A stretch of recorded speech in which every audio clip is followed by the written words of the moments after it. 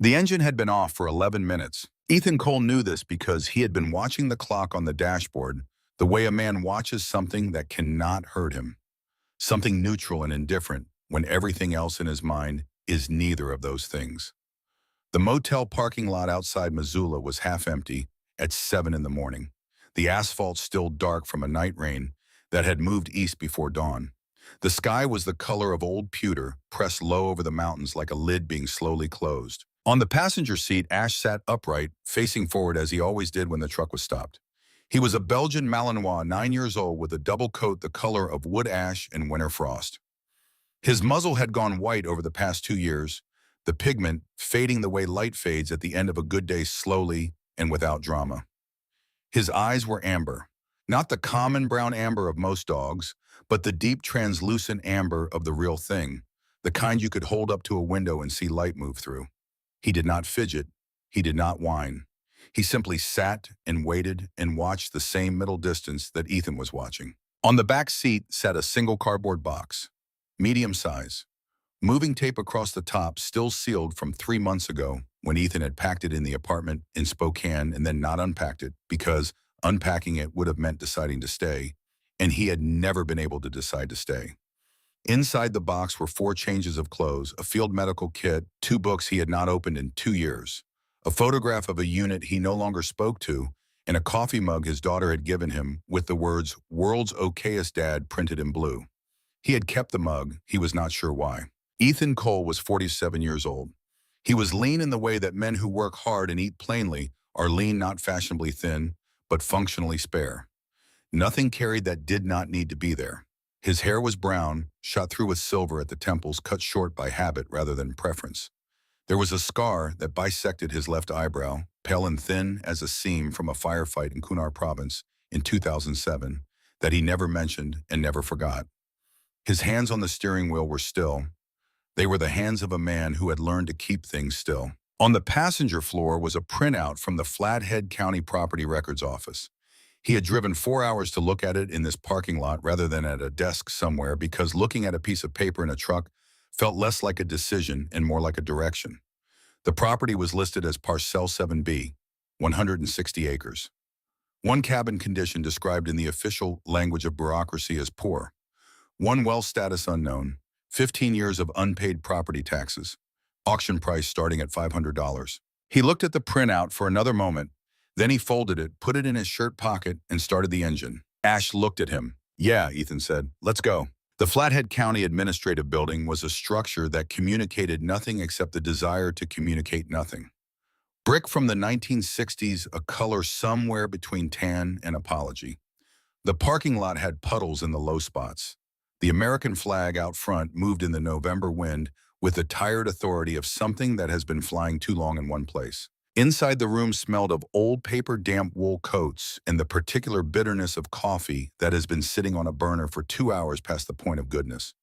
Folding chairs were arranged in rows facing a small raised platform where a man in his mid-50s stood behind a podium with a gavel and the expression of someone performing a civic duty he had long since stopped finding meaningful. Ethan took a seat in the back row. Ash settled under the chair, his broad head resting on his forepaws, eyes open. The room held maybe 30 people. Farmers in worn flannel, a few younger faces with the sharper eyes of speculators looking for distressed property to flip. A couple of older couples who sat together with the settled ease of people who had been in the same room together so many times that proximity had become its own language. He watched them the way he had learned to watch rooms in places very far from Montana. Not looking for threats exactly. Reading the weather of the space. The auctioneer moved through the list with the rhythm of a man who has said the same words so many times they have lost all personal meaning. A 2015 pickup truck, woodworking equipment, a bungalow on the east side of town. For each item, hands went up, voices called, numbers, the gavel came down. Then the auctioneer cleared his throat, adjusted his glasses, and said the words that Ethan had been waiting for. "Next item, Parcel 7B, known locally as the Old Hard Place." The room changed. It did not change loudly. No one stood or spoke or turned their head in any dramatic way. But the quality of the air shifted the way air shifts before weather moves in. The low hum of side conversations stopped. A woman in the third row looked down at her hands. The older farmer in the front row, a man with hands like worn leather and shoulders that had carried decades of outdoor labor, became very still in his chair without appearing to try. The auctioneer continued in a voice that had lost even the minimal enthusiasm it previously carried. Property consists of 160 acres, one cabin in poor condition, one well of unknown status. The property is sold as is. It comes to the county through tax delinquency. 15 years of unpaid property taxes. 15 years. The number sat in the stale air like something that had been left there a long time ago, and nobody wanted to touch. "We will open bidding at $500. Ethan raised his hand, a calm gesture unhurried. The auctioneer found him. "I have 500 from the gentleman in the back." "Do I hear 600? Silence. Not the competitive pause of earlier lots where someone was doing arithmetic and deciding. This was a different kind of silence. A decided silence. A silence that had been decided long before this morning by people who were not present and some who were, and it sat in the room with the comfortable permanence of a tradition everyone has agreed to maintain without discussing. Ash lifted his head from his forepaws. His ears moved, reading the room's emotional frequency the way he had always been able to read things Ethan could not. "Going once," the auctioneer said, and his voice carried the mild relief of a man who wants to be done with something that makes him uncomfortable. "Going twice." The farmer in the front row turned just slightly and looked at Ethan. His face was weathered to the color and texture of creekstone after a long summer. He gave a single, almost imperceptible shake of his head. Not hostile, not warning a stranger away from a bargain, warning a person away from something the farmer understood and the stranger did not yet and probably would not be able to turn back from once he did. "Sold." The gavel came down, and the sound of it in that particular silence was sharper than it should have been. When Ethan walked to the front to sign the paperwork and pay the $500 in cash, the room broke into low conversation behind him, the way a dam releases water when the pressure finally exceeds its design. He caught pieces of it without trying. Something about not knowing what he had bought. Something about the heart place said with a particular emphasis, the kind people use for words that have accumulated years of careful avoidance, until the word itself carries the weight of everything never said about it. The clerk who processed his payment was a young woman, early 20s, with the kind of nervous energy that expressed itself in careful stillness rather than movement. She processed the paperwork efficiently and pushed the deed toward him across the counter without looking at his face. Not rudely, more like a person handling something they would prefer to handle at arm's length. Ethan took the deed, folded it, put it in his jacket pocket next to the property printout. Outside, the Montana air was cold and clean after the stuffed warmth of the room. He stood on the steps for a moment, Ash beside him, and looked down the main street of Crestwood toward the mountains at the edge of the sky. They were blue and sharp and indifferent in the way that large permanent things are indifferent, unconcerned with the small human transactions occurring at their feet. The supply list was short. He had learned long ago that a short supply list was better than a long one because a long one meant you were planning to be comfortable. And planning to be comfortable meant you were planning to stay, and planning to stay required a kind of certainty about the future that he had not carried in some years. He thought about what a short supply list required. A padlock for the door because whatever this place had been, it was his now, and what was in it was his concern. Lamp oil because the electricity had been disconnected with the taxes and would not come back until he arranged it, and there were things he could do by firelight that he could not do in total darkness. Ground coffee because some things are not negotiable. An axe handle because the one on the axe in the woodpile he had seen from the property description was certainly rotted through, and a Montana November without the ability to make a fire quickly and sustain it was a particular kind of uncomfortable he had no interest in. A padlock, lamp oil, ground coffee, an axe handle. The sign above the door read Pruitt's General Store in letters that had been painted sometime in the previous century and not repainted since. The bell above the door announced him. Inside sawdust leather, fresh ground coffee, the smell of a place that sells things people actually need rather than things people think they want. The man behind the counter was 70 years old and built like a man who had been 70 years old his entire life, thin with the wiry permanence of someone who had never carried extra weight because there was always work to do. His apron was canvas. His eyes were pale blue and sharp in the way of people who have been watching the same horizon for decades and learned to notice what changes along the edge of it. He gathered Ethan's items without being asked twice and studied him openly in the way that people in small towns do when they have decided that being direct is more respectful than pretending not to look. You're the one who bought the Hart place this morning, Pruitt said. Not a question. I am. Pruitt set the padlock on the counter. He leaned against it with the comfortable authority of a man in his own store in his own town who has earned the right to say things that need saying without being invited to say them. I hope you don't mind an old man speaking plainly. I don't. Daniel Hart came here in 2007. Pruitt said, his voice dropping to the register people use for things that matter. Journalist from Baltimore. The kind of man who asked questions the way other men breathed like he couldn't help it and wouldn't stop even if he tried. He was looking into land acquisition practices in this valley. GeoCorp, the mining outfit, had been quietly buying up property through intermediaries using legal instruments that took lawyers to understand. Hart was documenting it. Pruitt wiped the counter with a cloth, though the counter was already clean. Then one November morning in 2009, his truck was parked in front of his cabin. But Daniel Hart was gone. No sign of struggle, no note, no body ever found, just gone. Ethan listened with the patience of a man who knew that information given freely and honestly was worth more than information extracted. GeoCorp tried to acquire that parcel 3 times in 15 years, Pruitt continued. Each time the county's public auction law blocked them. You cannot buy tax-forfeited land directly. It has to go to open auction. He paused. Warren Gale, who runs GeoCorp, came in here once, 8 years ago. He did not threaten me, did not offer me anything. He sat right where you are standing and asked me very politely if anyone ever expressed interest in that parcel, could I let him know. Pruitt's pale eyes held Ethan's steadily. I said no. He thanked me and left. Did not seem angry. Ethan waited. That is what kept me awake for 3 nights after, Pruitt said.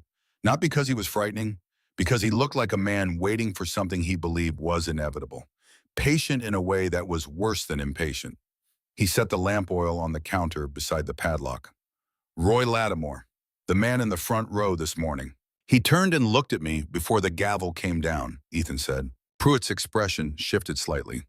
Roy lost 40 head of cattle over 2 years before GeoCorp came into this valley. Veterinarians could not explain it. Neurological symptoms. Then the animal simply died. He looked at Ethan directly now, the pale eyes carrying something that was not pity exactly, but was in its neighborhood. The creek that runs through Roy's lower pasture has a faint metallic smell. People around here got so used to it, they stopped noticing. A pause. Roy's son Brian is 35 now, chronic kidney disease. Diagnosed 4 years ago. Brian grew up drinking that water. Ethan stood still for a moment with his hand resting on the counter. I appreciate you telling me, he said.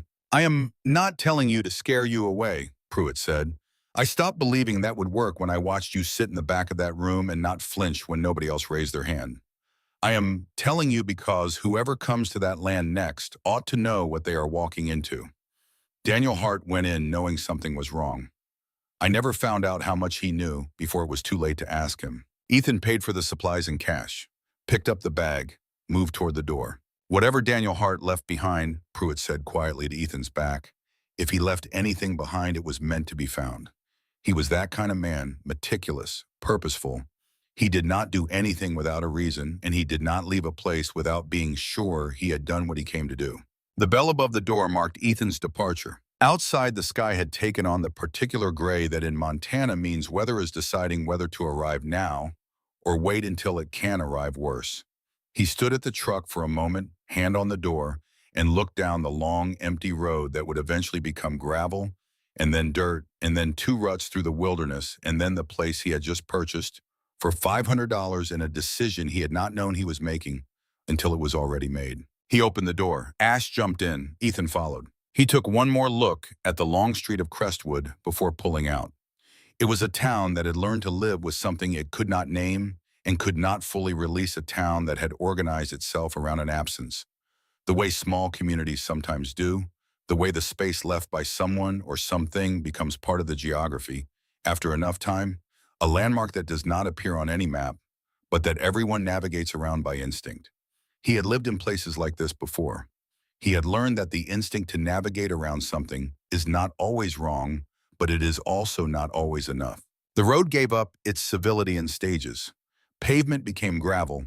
Gravel became packed dirt, became two ruts that the truck's tires settled into with a resigned familiarity, as if the truck had always known it would end up here. The landscape around them opened into the kind of space that either liberates a person or terrifies them depending on what they have been carrying and for how long. Ash sat forward, nose working at the half-inch gap Ethan had left in the passenger window, cataloging the arriving world of sense with the focused pleasure of a professional doing work that he was built for. Ethan drove and thought about Roy Lattimore's son drinking water from a creek for 35 years, while the company upstream understood what was in that water and made the calculation that it was manageable. The obstacles on the access path were the first thing that registered as wrong. Not dramatic, not obvious, but wrong in the specific way that trained attention identifies when something natural has been made to look natural while not being natural at all. A large pine had fallen across the path at the sharpest curve, positioned so that any vehicle had to slow almost to a stop and navigate a tight, difficult turn. The tree was weathered. It had been there years, but the angle of the fall was too precise for random chance, and the roots at the base showed no signs of the rot or disease that brings mature trees down in calm weather. It had not fallen. It had been placed. 100 yards further, a dense thicket of thorny brush crowded the right side of the path, forcing the truck dangerously close to a drainage ditch that dropped sharply on the left. The brush was old and well-established, but the spacing of the plants along the path's edge was too regular, the density too uniform, on exactly this side and not the other. Planted. Ethan had spent enough time in enough places to know the difference between wilderness reclaiming ground and wilderness being directed toward a specific purpose. Someone had designed this path to be difficult, not impassable. Difficult in the specific way that discourages the casual, the curious, and the opportunistic, while remaining navigable by anyone with patience and a sufficient reason to be patient. The clearing appeared after another 10 minutes of careful driving, and there it stood. The cabin was smaller than the county description had suggested, built of dark logs chinked with mortar that had crumbled to gray powder in the decades since it was laid. The porch along the front sagged on the left side where a support post had rotted through to nothing. The windows were dark, filmed with years of grime that turned them from transparent to opaque, making the interior invisible from outside. The stone chimney rising from the steep roof was furred with moss, patient and unhurried in its colonization of everything the fire had warmed. It looked tired in the specific way that abandoned things look tired when they have been waiting longer than was reasonable to expect anything to wait. Ethan killed the engine. The silence that followed was enormous, interrupted only by wind through the tall pines that ringed the clearing and the distant sound of water moving over stones somewhere to the east, a sound that would become familiar to him over the days that followed in the way that water sounds become the baseline of a place. "All right," he said quietly. "This is it." Ash did not jump out first, as he always did when the truck stopped somewhere new. He sat in his seat, nose pointed at the cabin, pulling long, slow draws of air through his nostrils.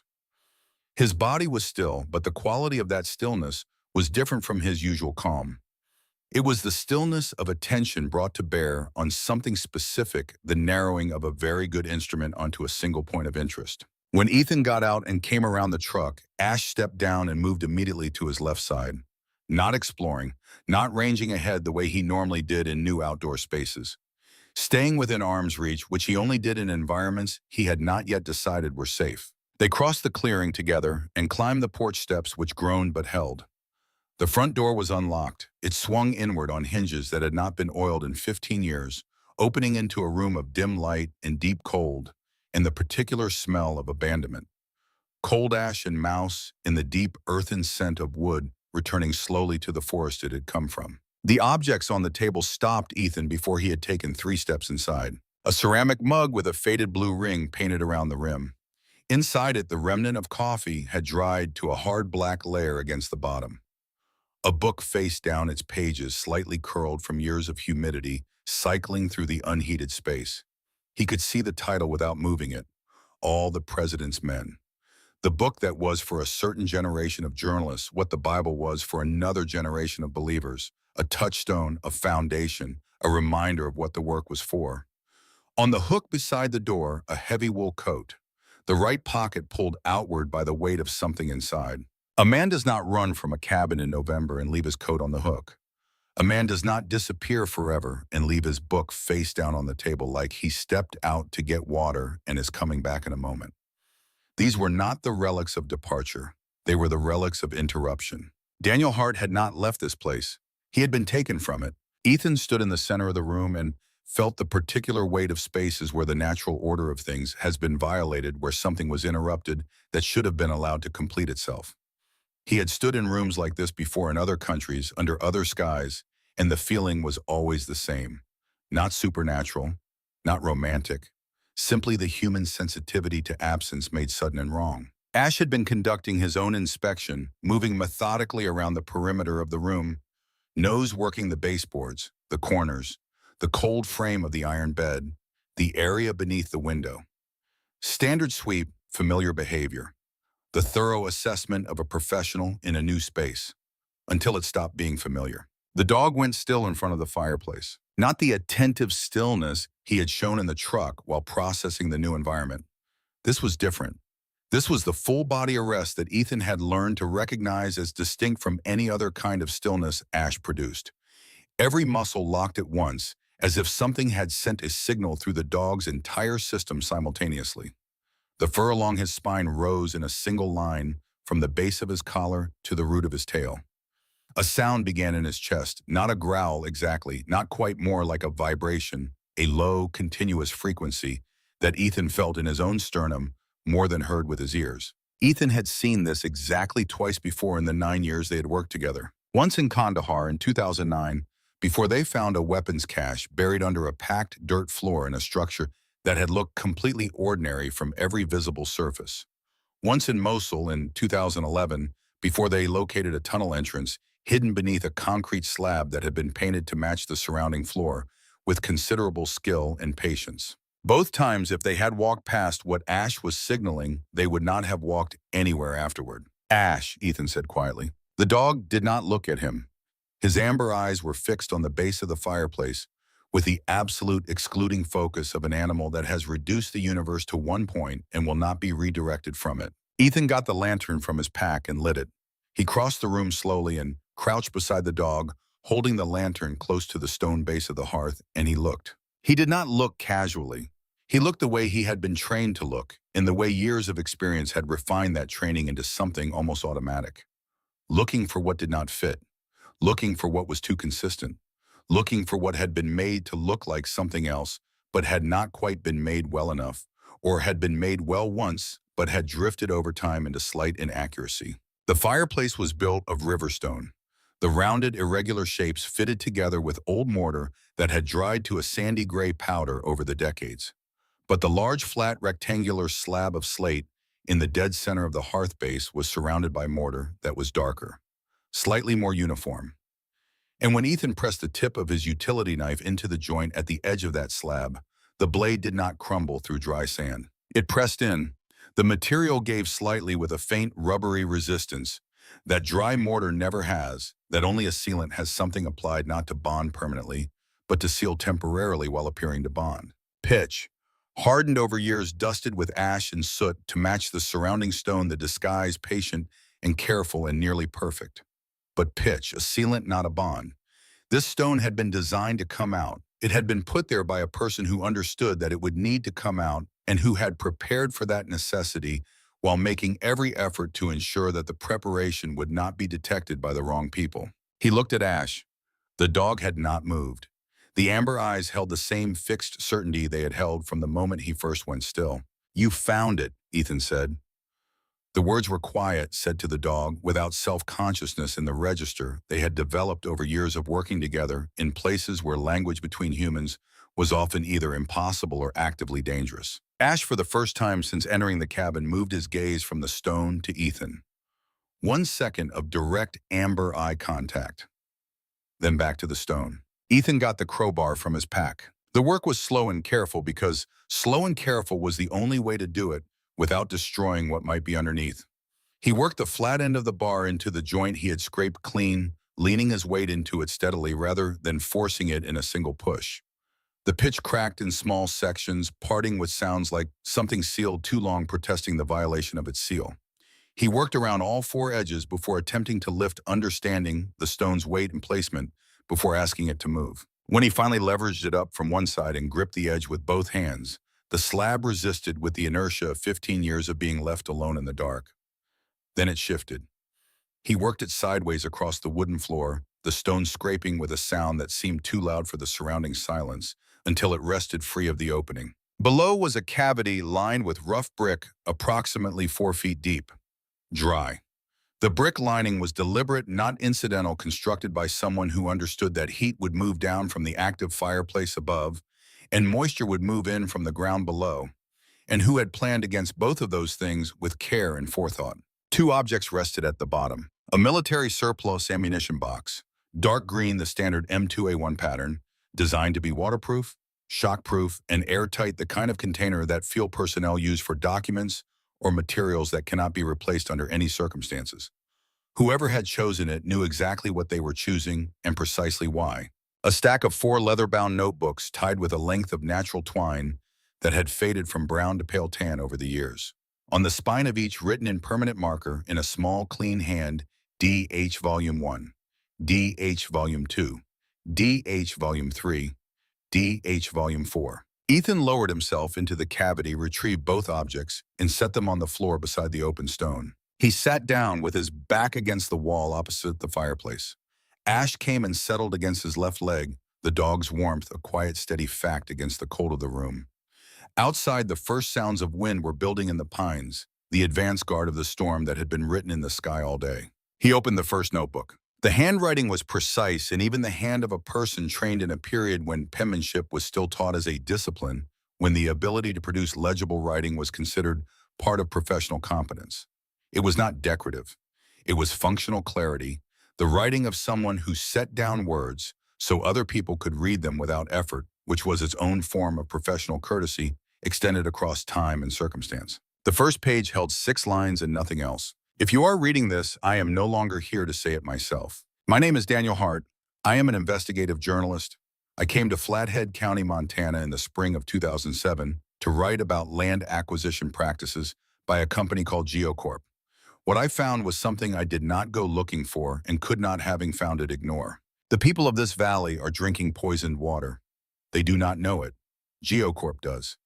And certain individuals in positions of local authority know it as well. I have tried 3 times to get this documentation out. Each time something intervened. If you are reading this, please do not let it stop here. Ethan read the 6 lines a second time. Then he set the notebook open on his knee and looked up at the low ceiling of the cabin where the firelight he had not yet built was not yet moving in the dimness. And he thought about Roy Lattimore's son Brian, 35 years old, living with 60% kidney function in a town downstream of a company that had known the water was dangerous and had made the calculation that it was manageable. He thought about the silence in the auction room when the gavel came down. He thought about Elmer Pruitt wiping a counter that was already clean. He looked down at Ash, who was watching him with the amber eyes that had been watching him for 9 years, through deployments and the long, awkward slide back to civilian life, and the apartment in Spokane, and now this cold cabin in November, with the wind beginning outside and a dead man's notebooks open on his knee. "Okay," Ethan said. His voice was quiet in the empty room, the kind of quiet that is not emptiness, but decision. He turned to the next page and kept reading. The storm did not arrive that night. It arrived the next morning, and it arrived the way serious things arrive, without announcement, without drama, simply present in a way that made it clear it had always been coming, and the only variable had been timing. Ethan woke in the truck where he had slept with the wool blanket pulled to his chin and Ash curled against his legs, the dog's warmth the only reliable heat in the cab. The first thing he saw through the windshield was snow, not falling yet, but imminent, in the sky, which had the compressed, purposeful gray of a sky that has made up its mind. By the time he had transferred the essential supplies from the truck bed into the cabin, the first flakes were coming down fat and wet, the kind that stick to everything and accumulate fast. He built a fire in the hearth using wood from the sagging stack on the porch, grateful that whoever had last occupied this place had cut and stored enough to last a season. The fire caught quickly, and the stone of the fireplace, cold through to its core after 15 years without use, began the slow work of absorbing heat. Ash did not settle. With the fire building, his anxiety around the hearth intensified rather than ease, the dog pacing in tight circuits before the stone base, his claws making a soft rhythmic sound on the wooden floor. But the stone was back in place, the seam disguised again with a layer of ash and dirt Ethan had worked into the joint before sleeping. The notebooks and the ammunition box were back in the cavity below. He had read through volume 1 and half of volume 2 by lamplight the previous night, and what Daniel Hart had documented was both more methodical and more damning than Ethan had anticipated. Hart had not been an emotional writer. He wrote the way a good carpenter builds each piece fitted to the next with precision. Nothing decorative, nothing wasted. Dates, locations, chain of custody for every sample taken, names spelled out in full with titles and organizational affiliations noted carefully. The kind of documentation that was written to survive a courtroom, not to survive a conversation. The water samples came first. 14 collection points across the valley, each marked with GPS coordinates, each labeled by date and condition. The laboratory analysis from an independent facility in Bozeman used numbers that Ethan, who had no background in environmental chemistry, could nonetheless read clearly enough. The threshold values were listed alongside the measured values, and in column after column, the measured values were multiples of what they should have been. Arsenic, lead, industrial solvents, the kind of contamination that does not come from natural sources, that comes from extracted materials being handled without adequate containment, and the residue finding its way into groundwater through the patient invisible pathways that water always finds eventually. The topographical map in the ammunition box showed where those pathways led. Every high-concentration sample point was downstream of a GeoCorp operational site.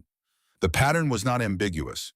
It was the kind of pattern that once seen made it impossible to attribute what was happening to coincidence or accident or the ordinary indifference of industrial activity. Hart had known exactly what he had.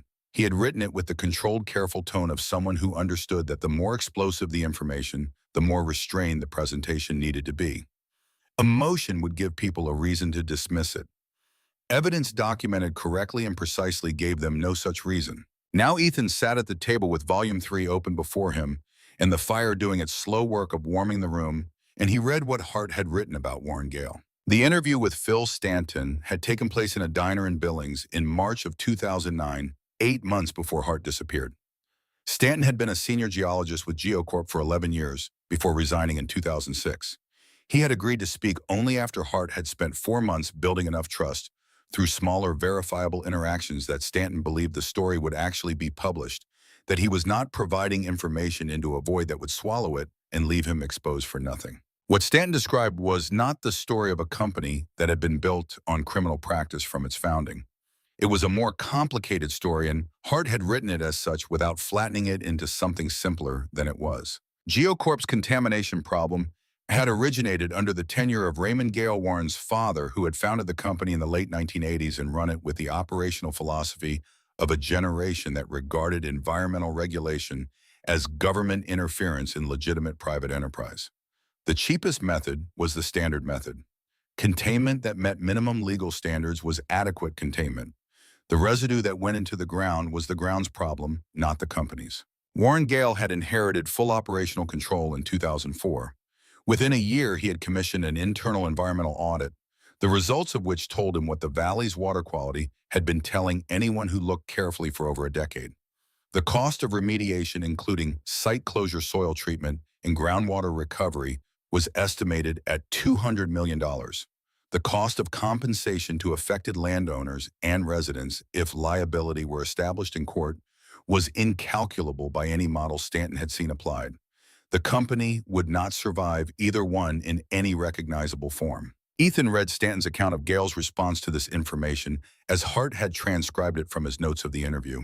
He sat with it for a moment before continuing. In 2005, the same year, Warren Gale received the audit results that told him exactly what his company had been doing to the valley for 15 years. His son Thomas, 19 years old, and 3 months into his first year of college, was diagnosed with a brain tumor. The treatment protocol that offered the best survival probability was available only at a private oncology center in Houston. It cost $3 million per year. Standard insurance, even good insurance, did not come close to covering it. Gale had chosen to continue operating, to suppress the audit results, to purchase the silence of the county officials whose cooperation and inaction he needed, and to pay for his son's treatment with money that kept coming in because the contamination that was making people sick continued to be produced by operations that continued to run. Hart had written a single paragraph below Stanton's account set apart from the journalism by a brief line written in a register that was different from the rest of the notebook. More personal, more uncertain. Hart had written, "I do not know what to do with this information about Thomas Gale. Warren Gale is a criminal. What he has done to this valley and the people in it is not mitigated by why he did it. And yet I find myself sitting in this diner after Stanton leaves and thinking about the choice as Gale faced it, not as I face it now from the outside, but as he faced it, then a new kind of knowledge on one side and a dying son on the other. I am not sure I know what I would have done. I am not sure that uncertainty makes me a better journalist or a worse one." Ethan set the notebook down for a moment and looked at the fire. He thought about decisions made under pressure in the space between two unbearable options, decisions that could not be fully understood by anyone who had not stood in that exact space.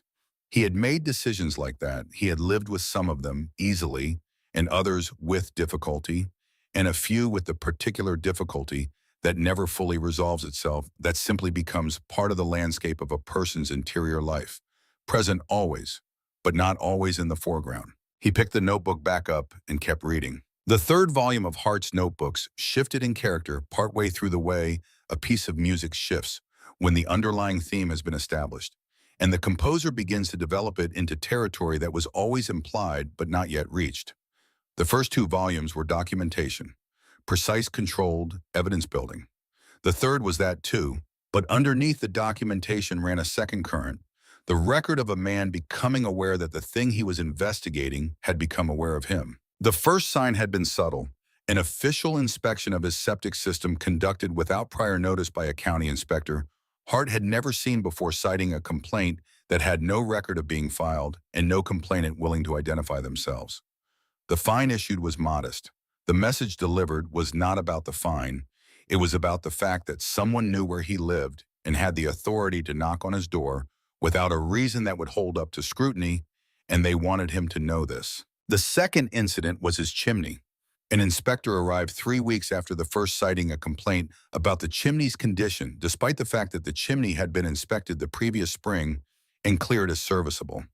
The condition cited in the new complaint could not be located during the inspection, but the inspector documented his visit and left a notice of potential violation that would require a follow-up inspection at a date to be determined.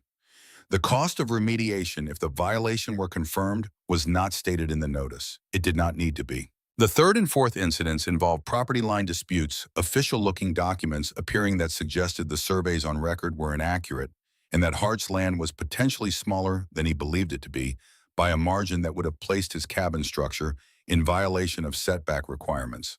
The documents were not fraudulent. They had been commissioned from a legitimate surveying firm. The survey itself had been designed to produce a specific result. Hart had his own survey done at his own expense, which produced different results, and the dispute sat unresolved in county records, generating legal costs on both sides. Hart had written about each of these incidents in the careful, dispassionate voice he used for everything he documented. But in the margins of Volume 3, he had made notes in a different hand, faster and less controlled notes, that were clearly written at moments when the dispassionate voice was not what he had available. One margin note beside the account of the property line dispute read, "They are trying to bury me in paper. Not kill the story, bury me in it, make me spend all my time and money defending myself so I have nothing left to spend on the work. This is patient. This is organized. This is someone who has done this before." Another note 3 pages later, beside a brief account of a source going silent without explanation. "After 2 preliminary conversations, Dale came by today. We had coffee. I did not tell him about Stanton. I almost did. This is the thing about trust built over decades. It makes you want to give it things even when you should not. I have to be careful.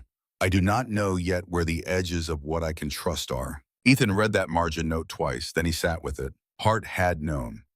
Not everything, not with certainty, but enough to be careful, and not careful enough to prevent what happened.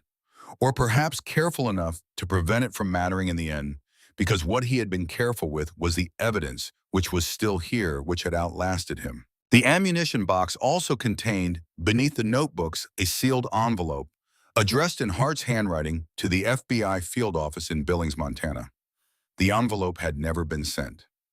Inside, as Ethan found when he carefully opened it, was a one-page summary of the investigation, the names of the principals, the locations of the water samples, and a brief statement of intent. I am sending this as a precautionary measure.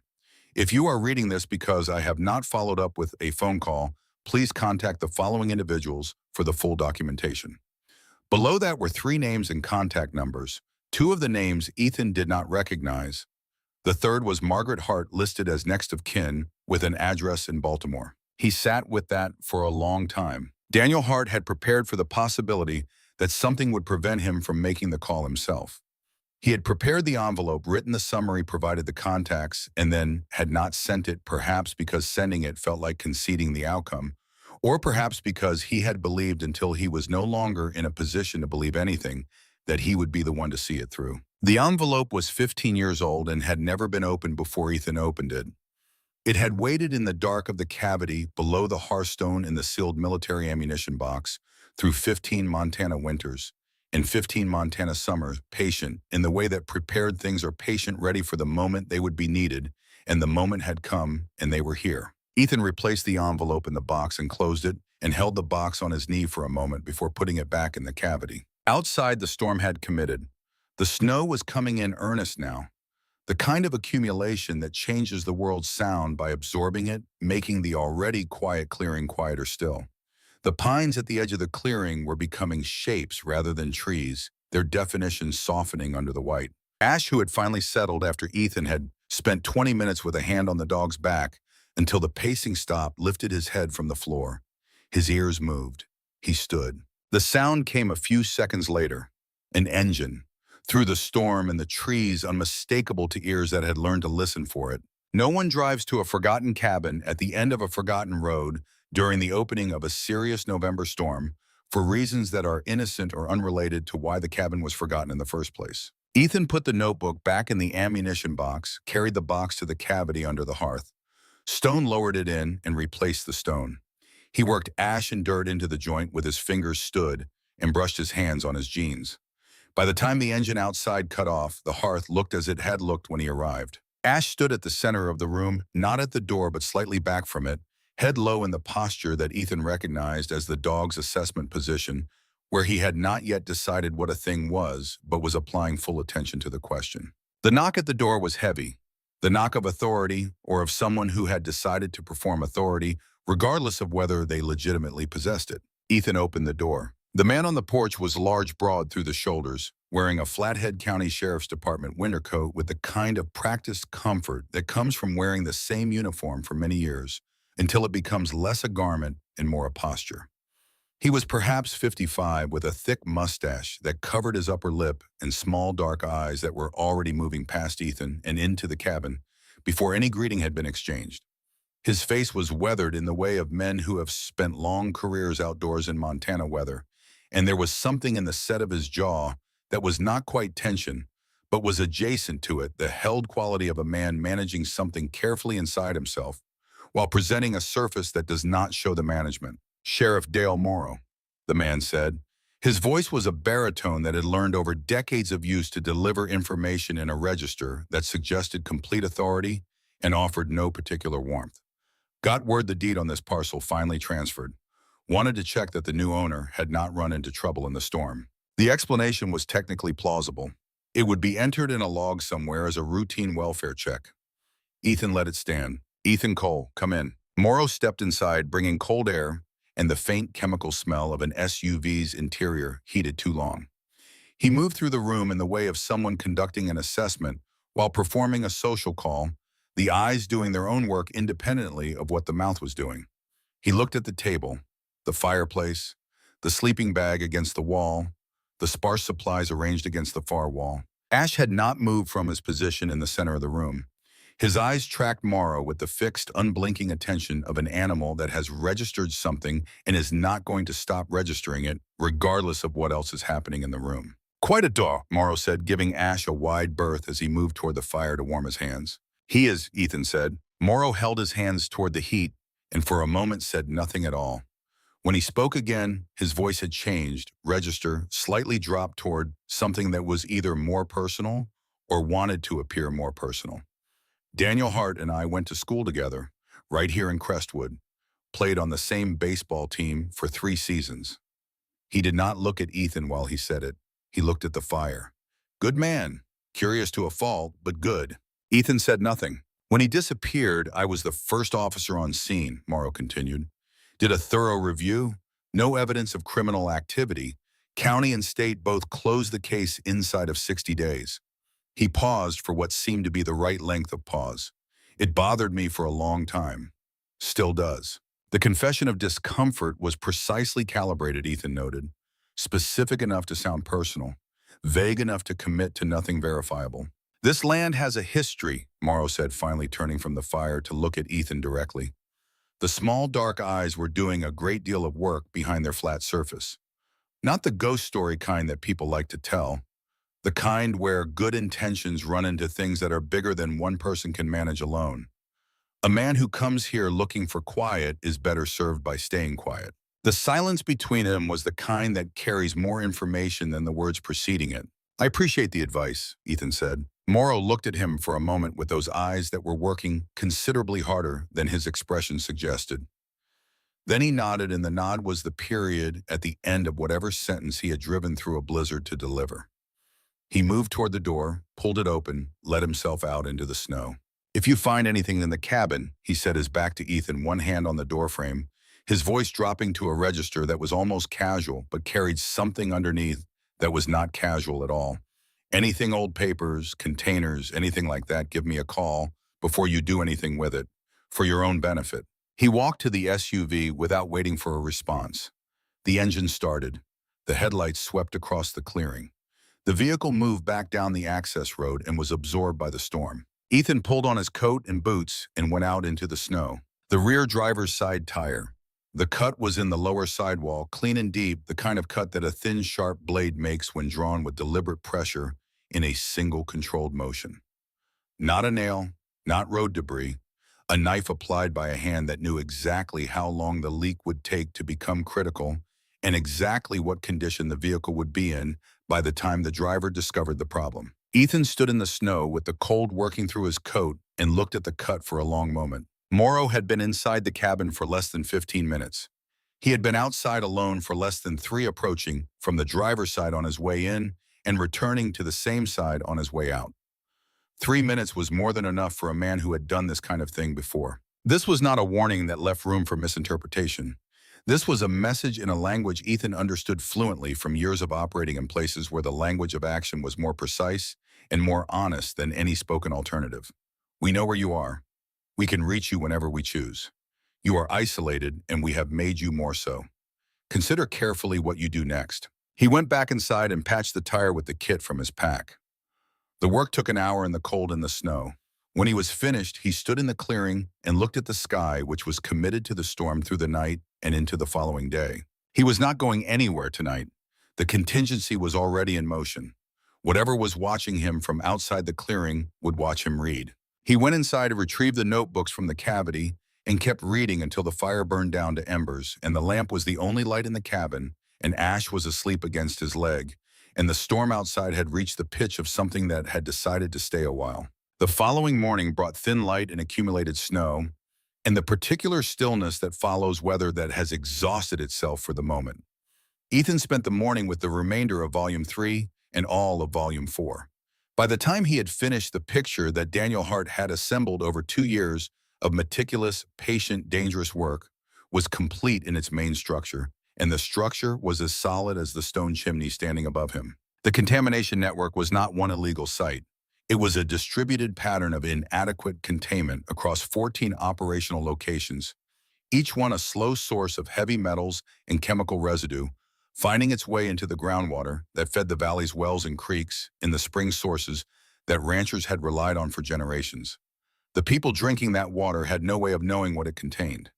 GeoCorp had actively suppressed 2 independent water quality surveys commissioned by the county using legal and financial instruments that were difficult to trace and designed to be so. The county officials who had enabled that suppression had been compensated in ways that were structured to look like legitimate business relationships and ordinary political support. And buried in the final pages of Volume 4, Hart had documented what had pushed him past the point of uncertainty about his own situation and into the full understanding that he was not going to be allowed to complete this work in the usual way. He had found evidence that someone with access to his movements, his interview schedule, his communication patterns had been providing regular updates to GeoCorp. The evidence was circumstantial, but it accumulated beyond the point of coincidence. Meetings arranged in confidence had been disrupted by sudden official inspections. Sources had gone silent after agreeing to speak without explanation.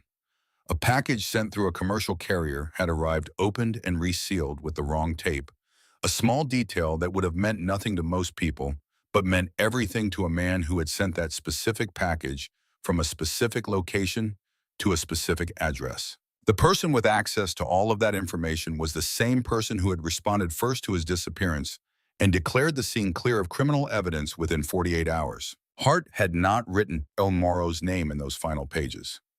He had written only the person I trusted most in this county has been the instrument of everything that has been taken from me.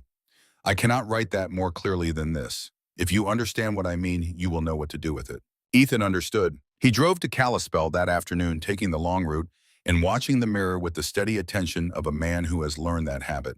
The county library had a scanner and a bank of public computers in a quiet corner.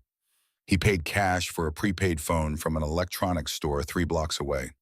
He encrypted the scanned documents with a password that only he and one other person on Earth would recognize and sent them from an anonymous email account to a secure address he had maintained for years against precisely this kind of necessity. Then he found a narrow alley between 2 brick buildings, stepped into the wind, and dialed from memory. Connor Reeves picked up on the second ring.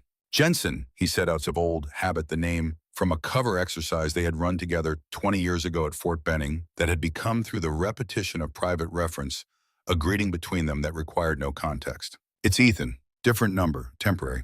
A pause, the pause of a man recalibrating. Where are you? What is happening? Montana. I have stumbled into something old and large, GeoCorp Mining, a journalist named Daniel Hart who disappeared 15 years ago. I have sent you preliminary documentation to your secure account. The password is the mountain where we got pinned down in 2003. The sound of typing. I see the file. A longer pause. Ethan, this is real. I know it is real. This is federal. GeoCorp has federal contracts. If the contamination evidence holds, we are talking CERCLA violations at minimum, potentially Clean Water Act. And if the official cover-up runs as deep as this documentation suggests, obstruction of justice at the county level, all is just the beginning. A breath. How much trouble are you in? The sheriff visited last night and cut my tire. That is a lower threshold than I was hoping for. I am heading back to the property. Another storm is moving in tonight. Ethan watched the alley entrance, a habit that had never entirely left him regardless of circumstance. Here's what I need from you. If you do not receive a call from this specific number by 6 in the morning tomorrow Mountain Time, you call the FBI field office in Billings. Not state police, not anyone local, federal.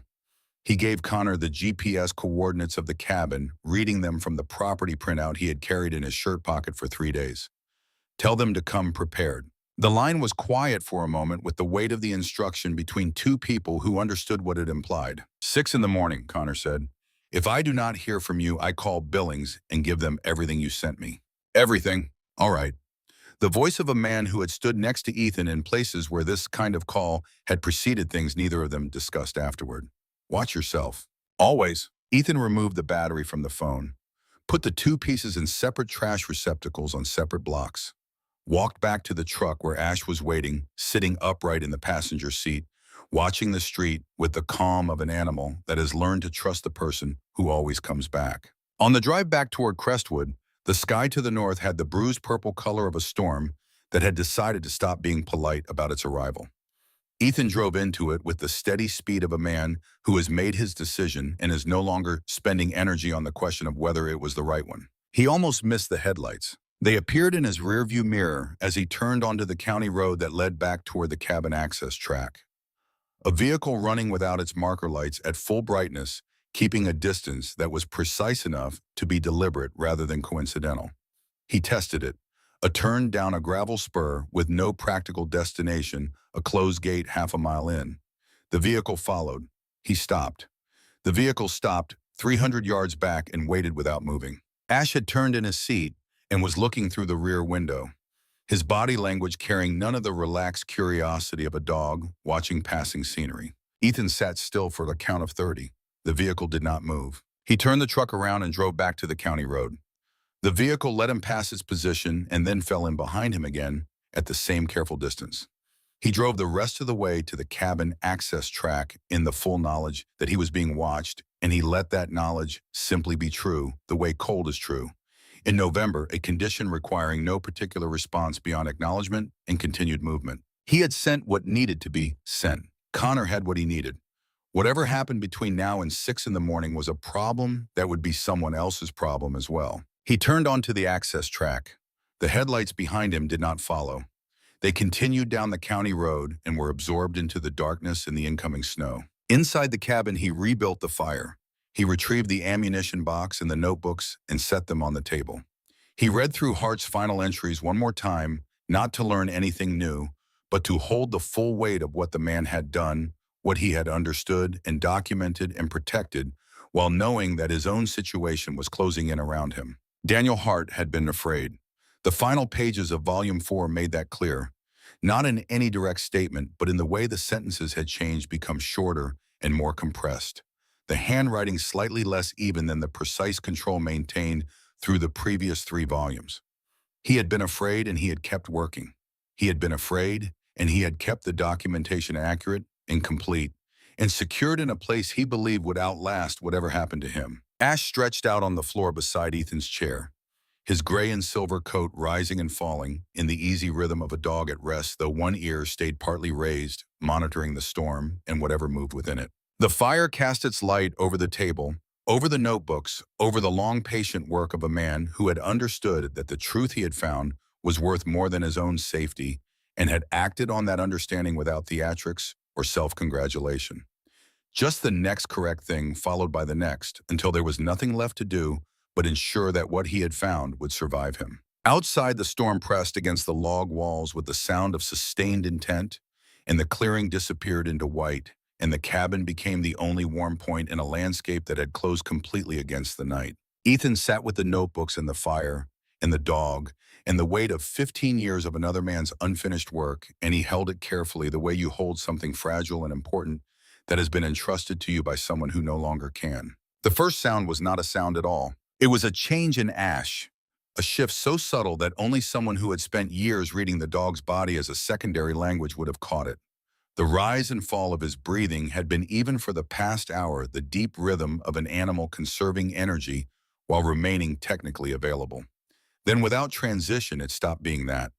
The breathing continued, but the quality beneath it changed, the muscles beneath the coat going from resting to ready in the space between 1 second and the next, a transition that had no intermediate stage. Ethan had his hand on the rifle before Ash moved his head. The dog rose without sound, turned toward the back wall of the cabin, and held. His tail was down and motionless. His ears were forward.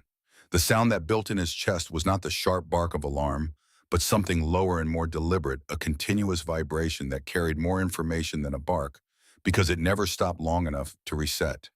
It was the sound of sustained certainty. The back wall, not the front door, which Ethan had barricaded with a table and 2 stacked chairs and secured with the new padlock. The back wall, where a single small window sat high and dark, looking out over the densest section of spruce at the clearing's perimeter, the section most difficult to approach through deep snow and the least likely to be chosen by someone operating quickly, which meant it had been chosen by someone operating carefully, someone who had assessed the obvious approach and decided to use the one that required more patience. Ethan killed the lantern. The cabin dropped into the dim red of the fireplace embers, enough to see shapes and edges, but not detail. He moved to the left wall, away from both the front barricade and the back window, putting solid logs between himself and the most probable approach vectors. Ash shifted with him without being signaled, the dog's ability to track Ethan's position and movement in complete darkness. One of the things that had kept both of them alive in places where darkness was the primary operating environment. He waited. The storm was at its peak, the wind driving snow against the cabin in irregular bursts that made it difficult to separate the sounds of weather from the sounds of human intent. But Ash's focus did not waver, and Ash was better than any instrument Ethan had ever been issued at making that particular separation. The light came first.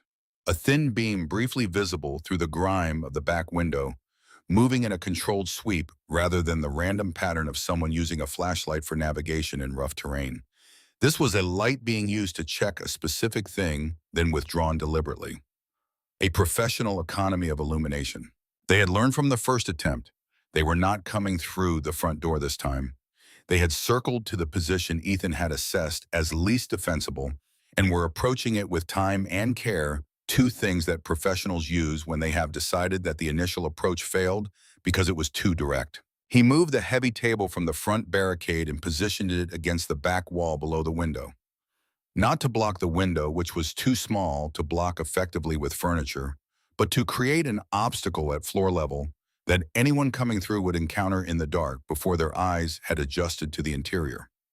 He taped the wool blanket over the window frame with the duct tape from his pack, cutting off any light from inside and masking any movement visible through the glass. Ash had positioned himself in the far corner of the room, low to the ground in the shadow where the firelight did not reach. His breathing was now completely silent. The vibration in his chest had stopped. He had gone to the place beyond alertness, the operational state that Ethan had watched him enter dozens of times over the years, where the dog stopped being a dog in any domestic sense and became something much older and more precise, the thing that had been bred and trained and refined into an instrument of very specific capability. The footsteps reached audible range perhaps 20 minutes after the light disappeared. More than one set, heavy and deliberate, breaking through the crust of settled snow, with each step the sound of people who were moving carefully but had accepted that the snow would announce them at some point and were compensating with commitment to speed over silence. 3 sets of footsteps, Ethan estimated, possibly 4. The scraping at the back window began quietly. Someone working at the boards Ethan had pressed into the frame, testing them for give, finding the weak point at the lower left corner, applying pressure in the measured increments of a person who had done this kind of thing before and knew that patience was more reliable than force in this particular task. The first board shifted inward. A gap appeared at the edge of the blanket, a thread of cold air and the faint smell of fresh snow entering the room. The second board took longer. Whoever was working it had found a better angle and was applying leverage more efficiently. It gave with a soft crack that the storm half swallowed. A shape came through the opening, controlled and practiced hands first, then the torso dropping to the floor with a lightness that spoke of training and repetition. The figure straightened in the darkness and stood still, letting their eyes begin the process of adjusting one hand, coming up with the angular shape of a pistol already present and oriented. Ethan heard the breathing, short, disciplined, managed by a person who understood adrenaline and had experience working with it rather than against it. This was someone for whom forced entry in low-light conditions was occupational rather than exceptional. But they had not accounted for Ash. The dog covered the distance from the corner in less time than the figure had to process that something was moving toward him. 90 pounds of Malinois, 9 years of drive and precision, and the particular commitment of an animal that has never once in its working life done this, halfway hit the back of the figure's legs at knee height in the controlled strike that Ethan had watched him execute in training hundreds of times. The legs buckled forward. The figure went down, arms extending reflexively, the pistol hand swinging wide and losing the controlled orientation it had maintained. Before any recovery was possible, Ash had the forearm. Not tearing, not shaking, simply holding with the full structural commitment of a dog who understood that the arm was the threat and the threat needed to become unable to threaten. The figure cried out, a sharp, involuntary sound of pain and shock overlapping, and the pistol hit the wooden floor. Ethan was already moving. He kicked the pistol into the far corner, put his knee on the figure's back, and held the rifle where it needed to be. "How many outside?" No answer. Ash adjusted his grip by a fraction, a precise and deliberate adjustment. The figure made a sound that was not language. "How many?" "2." The voice was strained with pain and with the quality of someone who had assessed their situation and arrived at honesty as the most efficient remaining option. Outside, front, Ethan zip-tied the figure's wrists with the ties from his pack and moved the person against the wall, away from the window. Ash held his position beside the restrained figure, watching the amber eyes holding the same quality they had held at the fireplace hearth 3 days ago. "I have found the thing. What happens next is yours to decide." The voice from outside came perhaps 4 minutes later. It came through the storm in the way voices carry in heavy winter weather, flattened and strange stripped of normal resonance by cold and snowfall, but identifiable. Ethan had heard it once before in bright daylight, in this same clearing, when it had been smooth and controlled, and professionally pleasant. The voice of a man who had spent a career never being told no for long enough that the refusal had become a condition he was unprepared for. It was none of those things now. Warren Gale's voice in the dark of the storm was the voice of a man who had run out of the version of himself that was able to maintain composure when things did not go according to the plan he had carried for 15 years. What was left underneath that composure was rawer and more desperate, the voice of a man who had made too many compounding decisions to have any path available except forward, because backward led to everything he had spent 15 years preventing. "We are out of time," the voice came. "If we cannot get what is in there, then nobody gets it. Burn it. Burn all of it down." A pause, the wind filling the space. Then the sound of liquid against wood, the sharp chemical smell of lamp oil cutting through the cold air and reaching Ethan even through the cabin walls. And then the orange light blooming suddenly at the base of the front wall, the oil catching from whatever ignition source they had brought, and the old dry timber of the cabin taking the flame with the eagerness of something that had been waiting a very long time to fulfill its most basic nature. The fire moved faster than Ethan had anticipated and slower than it felt. He estimated 90 seconds, perhaps a few more, before the interior air became genuinely unsurvivable. He made his decisions in the order of their importance. The hearthstone was sealed. The cavity was dry stone on all sides, sealed against the fire's reach from above by the same thermal mass that had kept it sealed against the fireplace's heat from below for 15 years of use before Hart disappeared. Daniel Hart had built his hiding place with full awareness that fire was one of the instruments available to people who wanted to erase things. The stone would hold. The documents would survive the fire that was now consuming the walls around them. He pulled the bound figure to its feet by the collar. "The front door. You walk first." The figure walked.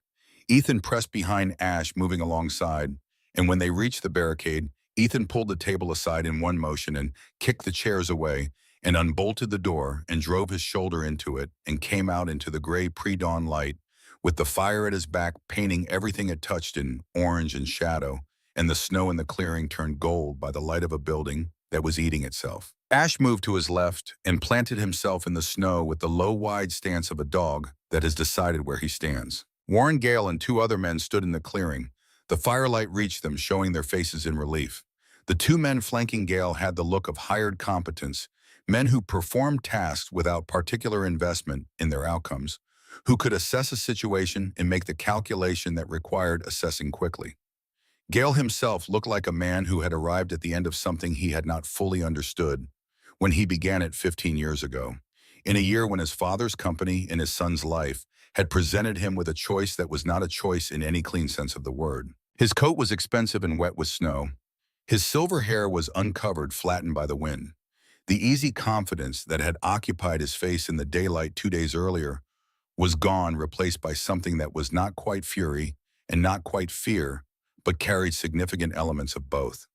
He looked at Ethan in the firelight, and at Ethan's side, and at the third member of his team standing in the snow with his wrists bound and his face moved through several expressions before settling on the one that was most his own, the one that had always been underneath all the others. Exhaustion. The exhaustion of a man who has been holding something too heavy for 15 years and whose arms have finally given out. Ethan looked at him and thought of the margin note in Volume 3. The person I trusted most in this county. He thought of Roy Lattimore's son with 60% kidney function. He thought of Daniel Hart sitting in a diner in Billings, trying to understand what he would have done in Warren Gale's position, and writing that he was not sure, and continuing to do his work anyway because the uncertainty about what he might have done did not change what Gale had actually done and what needed to be done about it.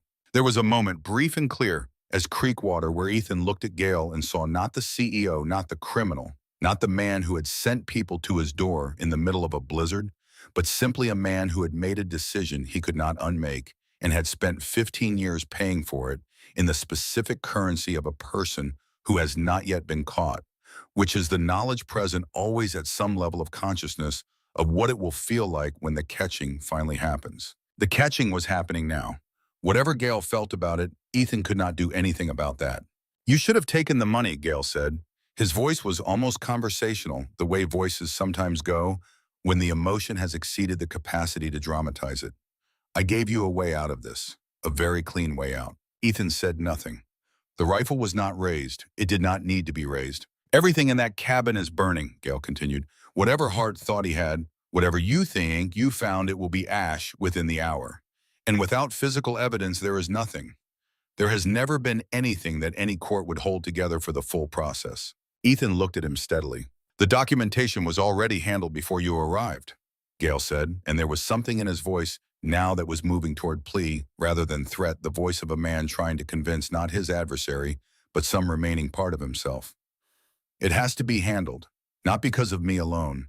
There are people involved whose exposure would destroy things that should not be destroyed, things that are not about money. You understand that there are things that are not about money.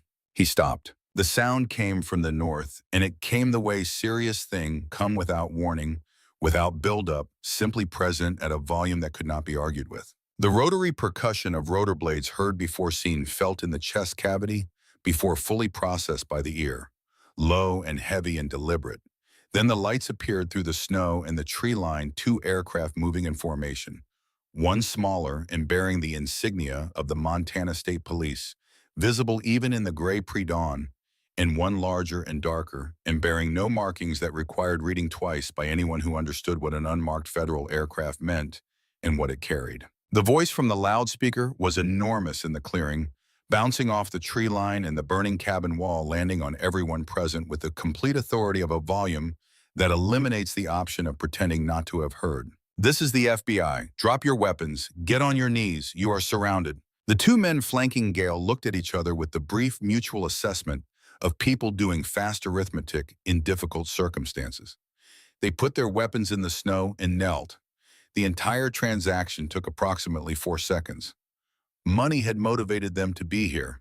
The same practical intelligence that money had rented told them immediately that money was not sufficient motivation for what staying upright would cost. Warren Gale stood. He stood for a long moment with his empty hands at his sides, in the fire behind Ethan throwing light over the clearing, and the two aircraft holding above the tree line with their lights making everything below them visible and exposed and small. He stood and he looked at Ethan with the amber firelight reflected in his eyes, and what moved across his face in those seconds was something Ethan had not anticipated. It was recognition, not of Ethan specifically, of the moment itself, of the place in the sequence of his own choices where the sequence had always been traveling. The destination that 15 years of compounding decisions had always been building toward, that he had spent 15 years pretending was not the destination. Because acknowledging a destination means acknowledging that you are already moving toward it and have been for some time. His hands moved to the pistol at his side. Not fast, not threatening. With the deliberate slowness of a man performing an action he already knows the ending of. He lifted it, held it for 1 second beside his leg, and then placed it carefully in the snow at his feet. The gesture was almost formal, almost like setting something down on an altar, acknowledging what it had been and releasing it. Then he went to his knees in the snow. The agents came from the larger aircraft on rappel lines with the efficient speed of people who have rehearsed a version of this many times. They moved through the clearing with organized calm, securing the three figures, establishing a perimeter, communicating with each other in the abbreviated language of people who have worked together long enough that full sentences are unnecessary. A woman in a dark FBI jacket crossed the clearing toward Ethan.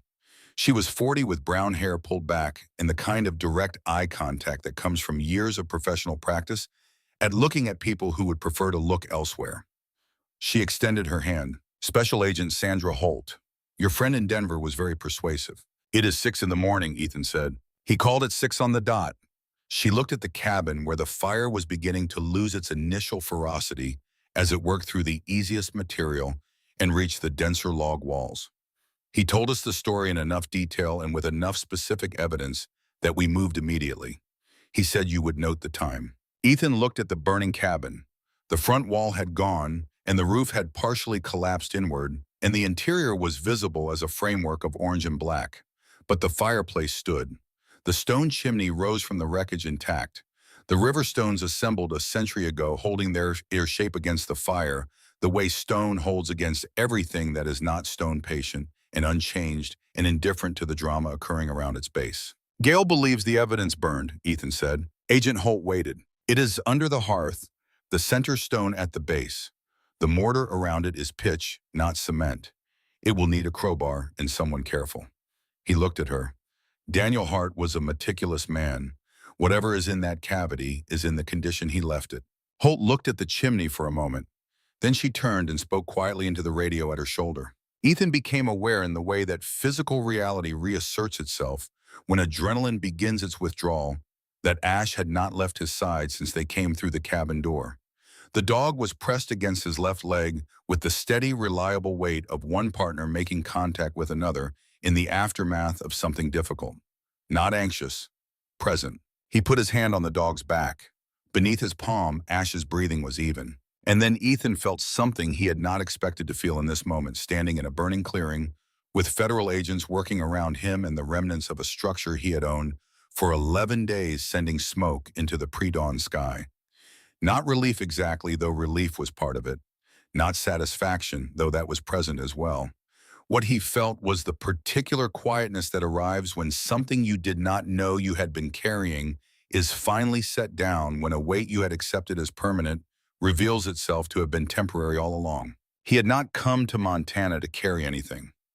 He had come to put things down. Somewhere in the gap between those two intentions, Daniel Hart's 15 years of careful, costly work had found its way to the people it had always been intended to reach. They found Roy Lattimore's old truck parked at the edge of the access road, and at 7 in the morning, the man himself standing beside it in his work coat, watching the federal activity in the clearing with the patience of someone who has been waiting for something long enough that its arrival does not require him to rush toward it.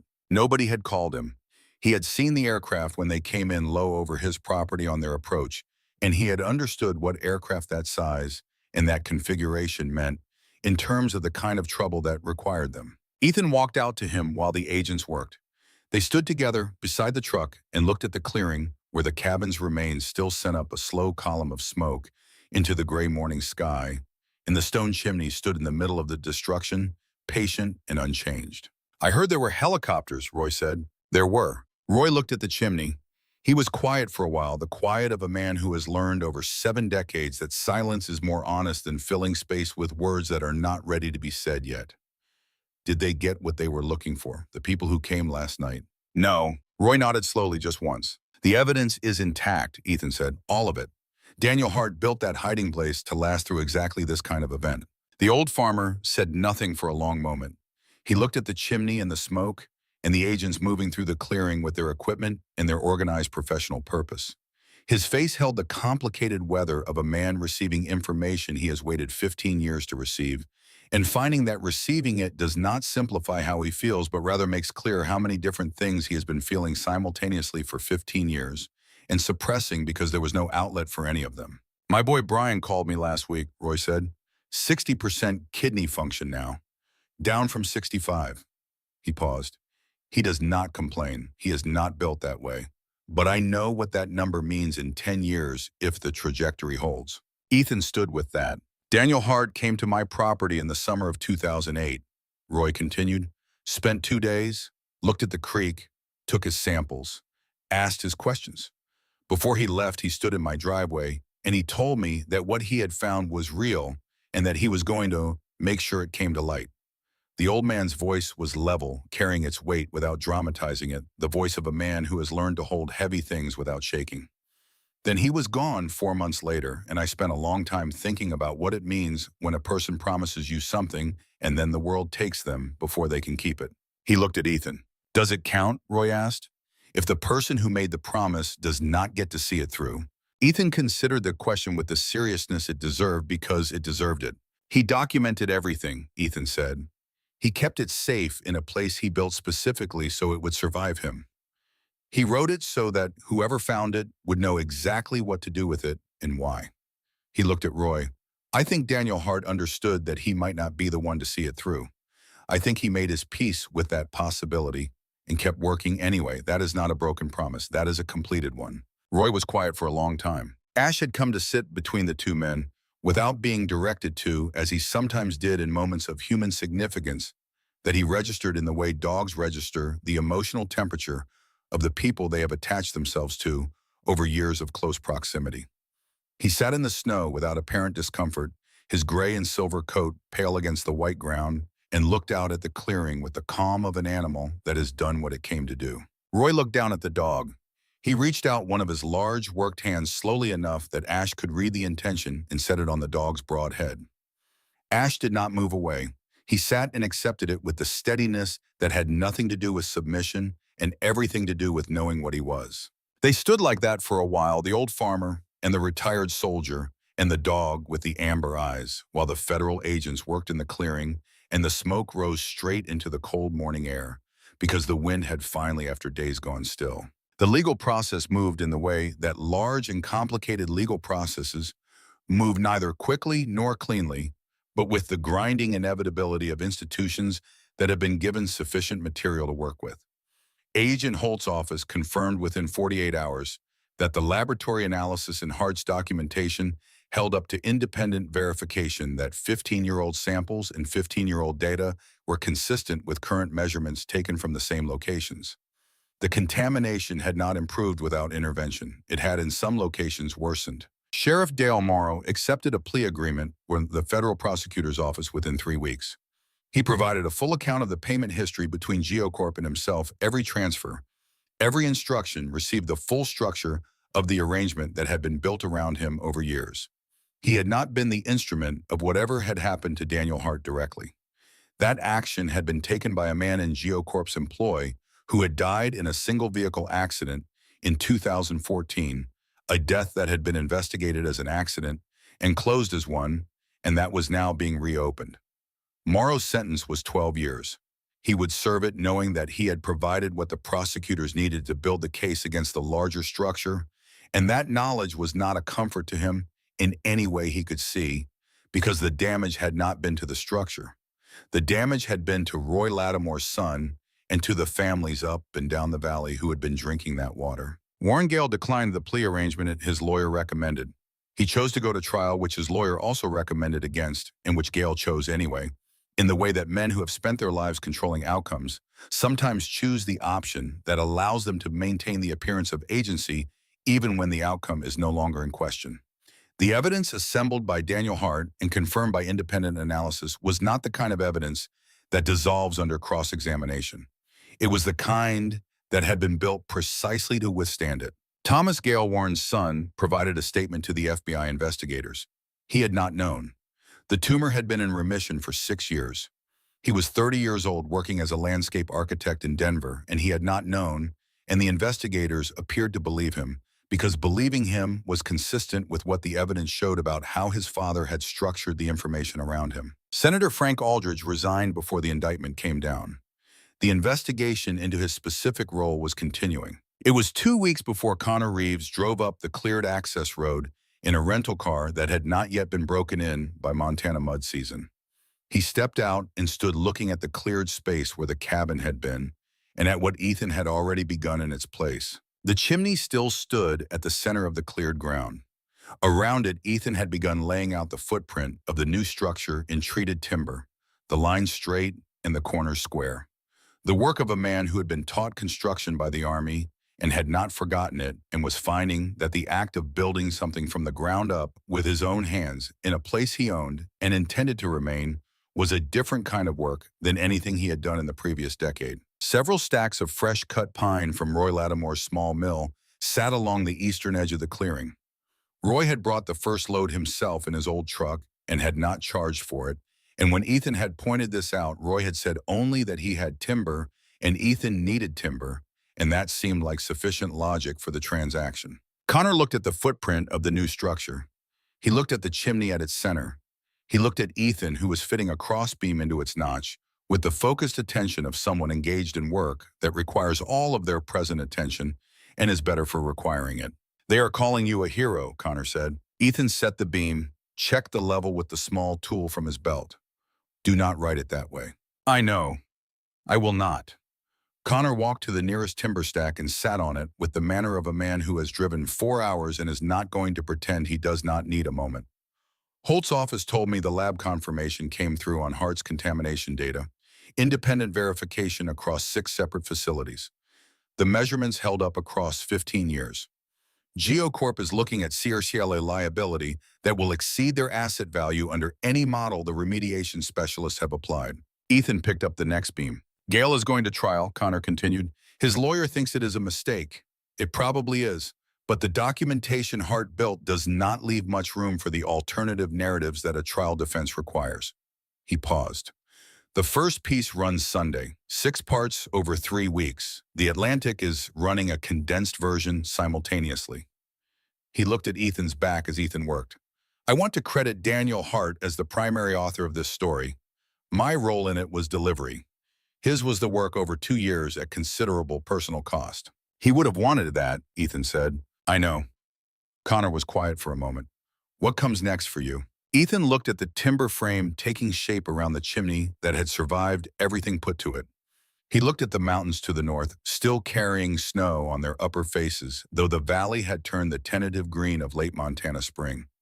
He looked at Ash, who had taken up a position on the original hearthstone, the flat slate slab that had covered the cavity for 15 years, which Ethan had set deliberately at the center of the new structure's floor plan, a decision that required no explanation to himself. The dog sat on it in the spring sun, with his eyes half closed, the gray and silver of his coat warm in the light of a day that had decided to be generous looking, like something that had always been there, like something the place had been waiting to receive. I'm going to finish building, Ethan said. 3 days after Connor left, Ethan drove out to Margaret Hart's small house, east of town, along the county road that ran parallel to the creek he had come to know as the eastern boundary of what was now his property. Margaret Hart was 61 years old. Small with white hair cut practically short, and eyes that were the blue of a sky that has been through weather and emerged clear on the other side. She opened the door before he reached the porch as if she had heard him coming, in some way that had nothing to do with sound. She looked at him with those eyes and said nothing for a moment, simply looked at him and at Ash standing at his side, and her face held the expression of a woman who has been carrying something for a very long time and can see from the look of the person standing in front of her that the carrying is finally done. He held out the final notebook. Volume 4, the original, not a copy. Agent Holt had confirmed that the family should have the physical object once the scanning was complete and the chain of custody documentation was filed, and Holt had kept her word on this without being reminded. Margaret took it the way she might take the hand of someone she had not seen in a very long time, with both of hers, carefully. Then she held it against her chest without opening it, the way you hold something you are not yet ready to look at, because looking at it will make it real in a way it has not quite been real until this moment, and you need one more breath before that happens. The last section, Ethan said. He wrote about you in it, not about the investigation, about Baltimore, about what he was working to protect. He paused. I thought you should have it in his handwriting, not in a court file. Margaret stood with the notebook against her chest for a long moment. Ash sat at the bottom of the porch steps and looked up at her with the amber eyes that were patient in the way that very old and very well-used things are patient without effort, as a condition of what they have become. He knew what was coming, she said. It was not a question. I think he knew it was possible, Ethan said. I think he made his preparations and kept working because the work was what he had, and stopping would have meant accepting something he was not willing to accept. She nodded slowly, the nod of a woman who recognizes the description from the inside from 15 years of living, with the absence of someone she had known well enough to recognize in a description given by a stranger who had only met him through 4 leather-bound notebooks. That was Daniel, she said. He always said that the only honest response to a difficult thing was to continue doing the next correct thing, whatever that happened to be, and then the one after that. She looked at Ethan steadily.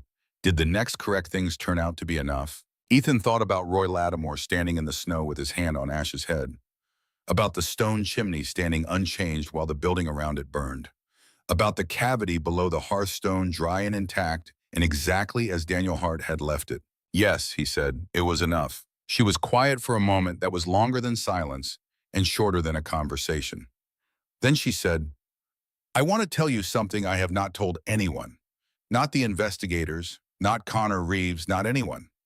She looked past Ethan at the spring afternoon at the light on the hills to the west. The week before Daniel disappeared, he called me. He was calm. He sounded like himself. He said that he had finished what he had come to do, meaning the documentation, and that it was safe, and that no matter what happened, he needed me to know that. She looked back at Ethan. He said whatever happens after this, the work is done, and it is safe, and it will get to the right people when the time comes. He said he did not know when that would be. He said it might take a while. Her voice was steady, carrying its weight without faltering. I did not fully understand what he meant at the time. I thought he was telling me he was being careful. Now I understand he was telling me goodbye in the only way he could without saying goodbye. Ethan stood with that. He trusted that someone would find it, Margaret said. He built that hiding place, and he trusted that whoever was supposed to find it would find it when the time was right. He trusted that because he had to, because it was the only option he had left. And Daniel was always better at accepting the options that were actually available to him than most people are. She looked at Ethan directly. I have thought a great deal about who that person would need to be. What kind of person would buy a piece of land that an entire town was afraid of? What kind of person would listen to a 9-year-old buck instead of their own eyes? She paused. I stopped being surprised that it turned out to be a soldier. Daniel would not have been surprised either. She reached out and put one hand briefly on Ethan's arm, a gesture that was complete in itself and required no addition, no explanation, no reciprocation. Then she looked down at Ash, and the bong rose and came up the porch steps to her, and she put her hand on his broad head, and he stood still beneath it. And the two of them remained like that for a moment in the quiet of the spring afternoon, the woman and the dog, while Ethan stood and watched and said nothing, because nothing needed to be said. She asked him to stay for coffee, and he did. And they sat at her kitchen table with the spring afternoon moving in through the window, and talked for perhaps an hour in the way that people talk when the main thing has already been said, and what remains is simply being in the same room with someone who understands why the main thing mattered. She told him things about Daniel that were not in the notebooks, the small, specific things that make a person real rather than representative. That he had been a poor cook, but a diligent one, willing to attempt anything regardless of the outcome. That he had loved Montana from the moment he arrived, found something in the scale of it that matched something in himself that Baltimore had never quite accommodated. That he had kept a list of books he intended to read and added to it compulsively and never made significant progress against it, which she had once found frustrating and now found endearing, in the way that everything you found frustrating about someone becomes endearing when they are no longer there to be frustrated with. Ethan told her what he knew about how Hart had built the hiding place, the care and foresight in it, the choice of the M2A1 box and the brick lining and the pitch sealant and the deliberate positioning beneath the hearth, where the heat from the fire above would create a thermal barrier against the ground cold below. He told her that the notebooks were in the condition they would have been in if they had been stored in a controlled archive, which was exactly what the hiding place had been, a controlled archive built by one person for another person, not yet identified, across an interval not yet determined. Margaret listened with the attention of someone who has been waiting a long time to hear this particular story told correctly by someone who had been close enough to it to tell it without embellishment or diminishment. When Ethan rose to leave, she walked him to the door and stood on the porch and looked out at her land, the spring green of it, the creek visible at the far edge of the property catching the late afternoon light. He would have liked you, she said. He liked people who did not need to explain themselves. Ethan nodded once. Take care of that dog, she said. He takes care of me, Ethan said. She smiled briefly, and it was the first time her face had done that in the hour he had been there, and it changed her face completely, made her look younger and more like the person she had been before. 15 years of a specific weight had been added to the person she already was. He drove home in the late afternoon with the window open, and Ash's nose working in the slipstream of the moving truck, and the mountains on all sides doing what they always did, which was hold their positions against the sky, regardless of what was happening at their feet, patient with the patience of things that measure time in centuries, and find the concerns of any particular decade forgettable. That evening, Ethan sat on the hearthstone at the center of the cabin's unfinished frame. The walls were not yet up, and the sky above was open, turning from the pale blue of late afternoon into the deeper blue of early evening as the last color drained from the western mountains. The creek talked to itself to the east. The pines at the clearing's edge held their dark shapes against the transitioning sky with the permanence of things that measure time in decades rather than days. He had the photocopy of Volume 1's first page in his shirt pocket, the one he had made in the library in Kalispell before sending the encrypted file to Connor, and had carried since. He took it out and read it one more time, not because he had forgotten it, but because some things are worth holding in the full and deliberate attention, and not just in the memory which softens and shifts things whether we intend it to or not. If you are reading this, I am no longer here to say it myself. He folded it along its original creases, returned it to his shirt pocket. Ash was lying against his leg, in the way the dog lay, when the working portion of the day was over the full relaxed weight of an animal that has completed what it came to do and is content with the completion. His breathing was deep and even. His eyes were closed. The gray and silver of his coat caught the last light of the day, and in that light against the warmth of the original stone, he looked like something that had always occupied this particular spot, something the land had been expecting. Ethan put his hand on the dog's back and felt the breathing move through his palm and into him. He had driven to Montana to find a place to put things down. He had found instead a place that needed something carried to its conclusion. Those two things had turned out in the end to be the same thing. The carrying was the putting down. The work was the rest. The direction he had been looking for had been inside the work and all along. He looked up at the sky, which was filling with the dense, precise stars that appear over Montana in late spring, when the air is clear and cold and clean, and the world has not yet warmed enough to create the haze that summer brings. Stars that have been there the whole time every night, hidden on the nights when clouds covered them, and simply present on the nights when they were not. He was going to finish the walls tomorrow. Roy Lattimore had offered to help on the weekend. Connor had said he would come back when the structure was roofed, and Ethan believed him because Connor was the kind of man who said what he intended to do. The creek continued its conversation to the east. An owl began somewhere in the pines. One long note, and then silence, and then the same note again.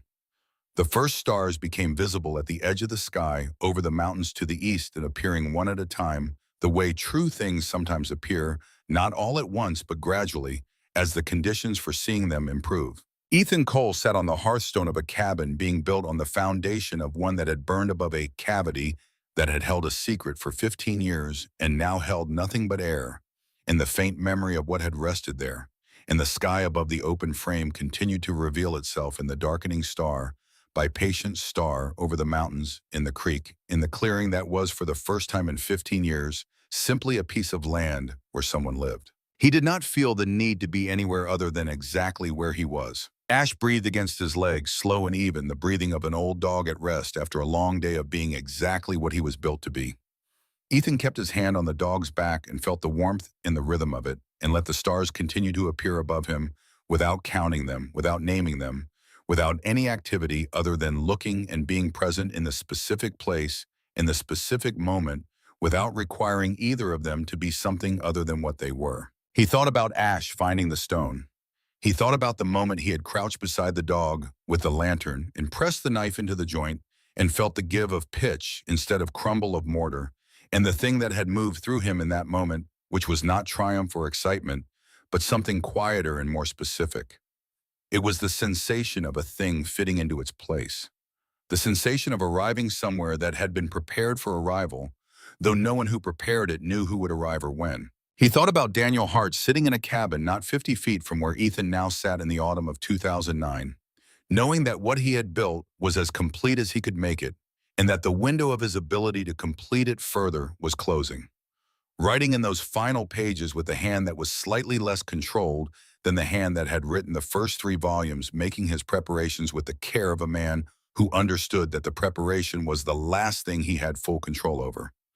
Sealing the pitch around the stone. Trusting. It was an enormous thing to trust. To do the work and put it somewhere and trust that it would be found by the right person at the right time with no mechanism for ensuring either of those conditions, with no way of following up or verifying or adjusting.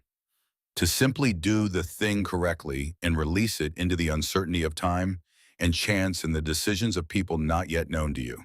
Ethan had spent his adult life in institutions that were specifically designed to reduce the role of trust in outcomes, to replace trust with protocol and verification and redundant systems, because trust had proven insufficient in the kinds of situations his work involved, and something more reliable was required.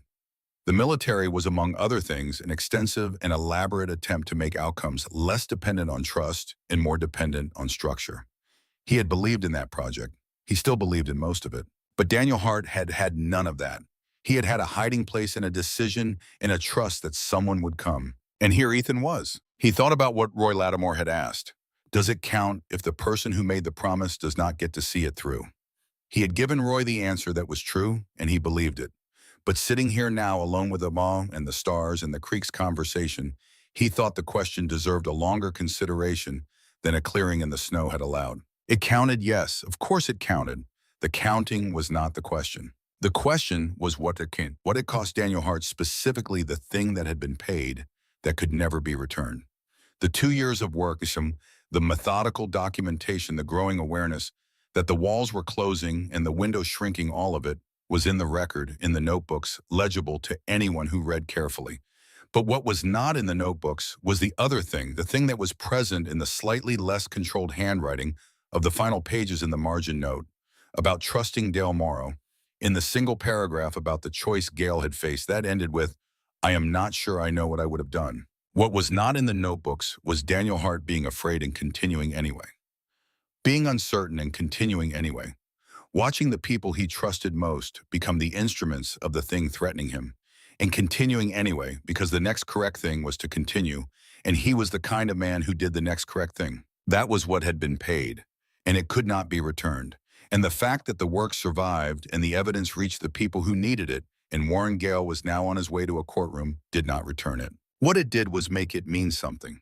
Not nothing, not a waste, something. Ethan sat with that distinction for a while in the way that certain distinctions deserve to be sat with, without rushing to resolution, without deciding it means more or less than it means. The owl that had been calling from the pines shifted its position and called from a different direction, and Ash's ear moved slightly in his sleep toward the new location before settling again. The creek continued its consistent note to the east, the same volume it had held all evening, the voice of water that does not modulate its conversation for an audience. He thought about the morning he would get up and continue building, the methodical pleasure of it, the way each decision during construction led directly to the next, the way the work of making something required a kind of presence that other work did not. You could plan a building in your head, you could not build it there. It required being in the specific place with the specific materials and the specific conditions of the specific day, and responding to all of those things in real time, which left very little room for anything that was not the immediate work. He had found that he liked this. He had not expected to like it as much as he did. He had thought he was building a cabin. He was finding that he was also building something else, something that did not have a precise name, but that felt in the way it was progressing, like the thing he had come to Montana looking for, without being able to say clearly what he was looking for. Roy Lattimore had brought the second load of timber on a morning when the light was good and stayed for 3 hours working without ceremony, fitting boards and testing angles and making suggestions in the practical language of a man who had been building and repairing things on his own land for 5 decades. He had not talked about the trial or the contamination or his son's kidneys. He had talked about wood, which species held up best through freeze-thaw cycles, which joints were worth the extra time, where to put the south-facing windows to get the most winter light without losing wall space you needed for other things. Practical knowledge transferred from one person to another because it was useful, and because this was how such knowledge moved from person to person in conversations that were mostly about other things. Ethan had listened and learned and applied to what Roy told him, and the building that was taking shape was better for it than it would have been without it. This seemed in its small way like the right kind of return on a debt that could not otherwise be repaid. Connor would come back when the roof went on. He had said so twice, and Connor said things twice when he meant them. He would bring his camera because he was a journalist and could not help documenting things that deserved to be documented, and he would take photographs of the building and the clearing and the chimney that had stood through the fire, and he would write something about it for himself that he would probably never publish because some things were better as private records than public ones. Ethan would show him where the hearthstone had been repositioned at the center of the new floor plan, directly beneath the opening in the wall where the new fireplace would go back where it had always been. The cavity below it was empty, and had been empty since the day the FBI evidence team had opened it with care and documented its contents and removed them for processing. But the stone was still there. He had wanted it there. He had not been able to fully explain why to Agent Holt when she asked, and she had accepted his inability to explain it as a sufficient answer, which he appreciated. The stone was there because Daniel Hart had made it, because a man Ethan had never met had spent weeks or months building a hiding place under a hearthstone in a cabin in Montana, and the hiding place had worked, and the things it held had survived 15 years in a fire, and had reached the people they were meant to reach. The stone was there because some things deserve to be acknowledged by being kept even when what they held is gone, even when the function is no longer the reason. He looked up at the stars above the open frame of the cabin that was being built on the foundation of the one that had burned, and he counted the ones he could name, which was not many, and looked at the ones he could not name, which was the rest of them, and found, as he had been finding lately, that the ones he could not name were not less interesting for being nameless. They were simply there as they had always been there, as they would be there long after the cabin was finished and inhabited, and eventually abandoned again by someone whose name was not yet known, continuing to hold their positions in the sky with the indifference of things that have been doing this long enough that particular human concerns do not register against their scale. This did not diminish the particular human concerns. It simply placed them at their actual size, which was smaller than they felt from the inside, and larger than they appeared from very far away. Ethan Cole was 47 years old. He had done 20 years in service to his country, most of it in places that had required him to be a specific kind of person and had shaped him into that person through the instrument of necessity, which is the most effective shaping tool there is. He had come out of that service carrying things he had not fully cataloged and had spent several years trying to put down without knowing clearly what he was putting down or where the appropriate place for it was. He had found a piece of land for $500, a hiding place under a hearthstone, a dog who could smell what was hidden there, a dead man's 15 years of careful work, a valley full of people who deserved to know what had been done to the water they drank. He had found Roy Lattimore and Margaret Hart and Elmer Pruitt and Connor Reeves people who were each doing the next correct thing in their own particular circumstances in the specific way available to them, with the specific tools and knowledge and position they occupied. He had found somewhere in the middle of all of it, without planning to find it, without recognizing it when it arrived, a reason to be in this specific place at this specific time, which was not the same as a reason to exist, but was adjacent to it and perhaps sufficient for now, which was all now ever required. Ash breathed against his leg. The creek talked to itself. The stars continued to appear in the darkening blue above the open frame of the unfinished cabin, star by patient star filling in the dark between the dark, until the dark was full of light, and the night settled over the clearing, and the mountains, and the valley, and the whole enormous, indifferent, beautiful Montana landscape, with the completeness of something that has been doing this for longer than there has been anyone to watch it, and will continue doing it for longer than anyone now watching it will be here to see. Ethan Cole sat in the middle of all of it with his hand on the back of the dog who had found the thing worth finding, and he was, for the first time in longer than he could accurately say exactly where he was.